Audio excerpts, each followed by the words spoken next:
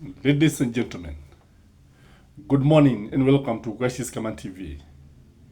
Yesterday, I asked a number of Kenyans a simple question. I want you to answer this question also, and I would request you to be honest with your answer. And the question is simple. Who is the most popular politician today? Is it William Samoei Ruto? Is it Rigathi Gachagua? Is it Stephen Kalonzo Musyoka? Is it Fred Okengo Matiang'I? Is it David Maraga? Or is it Raila Amolo Odinga? Please write your answer in the comment section and like the video. Ladies and gentlemen, Fred Okengo Matiang'I left the country abruptly. Fred Okengo Matiang'I appeared in public in two major occasions. One is in Kisii, and the other one is actually in Wamunyoro when he was invited by Rigathi Gachagua. But this man left and went back to the United States of America. And the Kenyans were left asking hard questions. Why did he leave the country? Why did he go back? Why could he not continue with Team Gachagua? Why could he not continue with Team Kalonzo?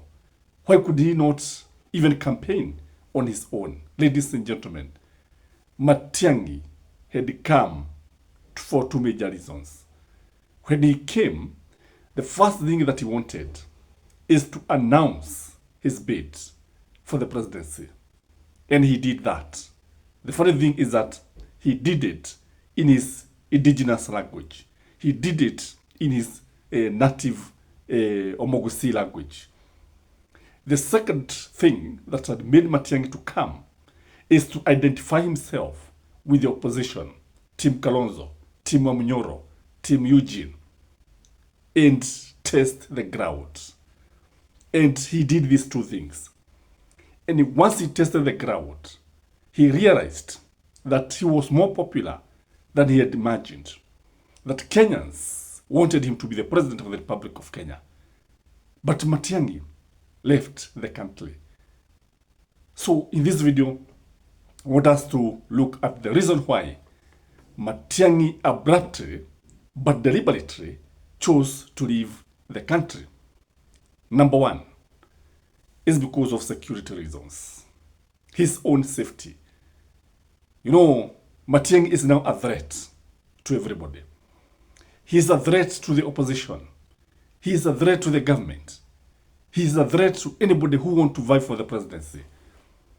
Because everybody understands that it will take a miracle for another candidate to emerge and defeat Fred Okengo Matiang'I. In fact, it is known everywhere, even in the government circles, that Fred Okengo Matiang'I could garner more than 70%, no matter the number of candidates who will be on the ballot. It doesn't matter. It has been discovered, and rightfully so, that it is Kenyans who are going to decide who will be the next president. Whether the opposition agree for to have one candidate or not, Kenyans have agreed that it is one candidate. And the most popular politician is none other than Fred Okengo Matiang'I.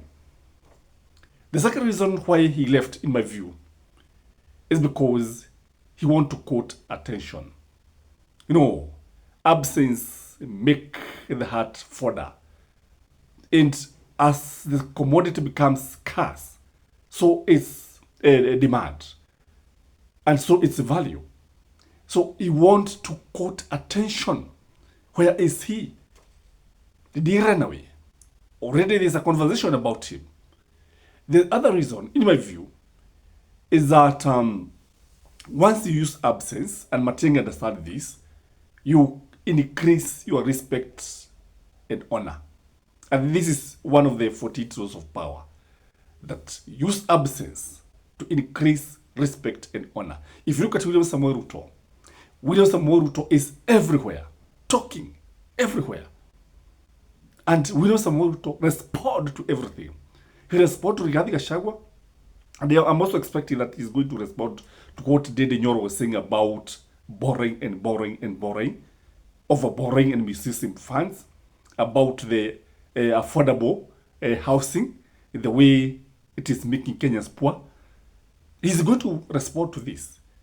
But if we were to keep quiet, like Kibaki used to do, he would actually make people respect and honor him. This is what Matiang'I is doing. There is also the art of timing. In politics, timing is everything.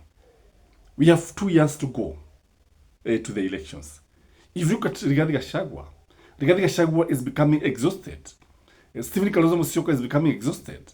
The opposition is becoming exhausted. William Samoei Ruto is already tired of campaigns. When Rigathi Gachagua was unveiling his political machine, I don't know whether you realized that most of these opposition leaders did not attend. Kalonzo was nowhere to be seen. Wamalo was nowhere to be seen. Even those guys, the members of parliament, a number of them who are actually in parliament, in the Senate, did not grace that unveiling of DSC party. So this is because of timing.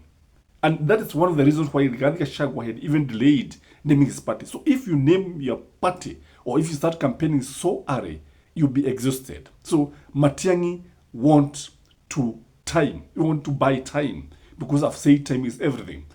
Again, I think he wants to have a hero's welcome. This is strategic.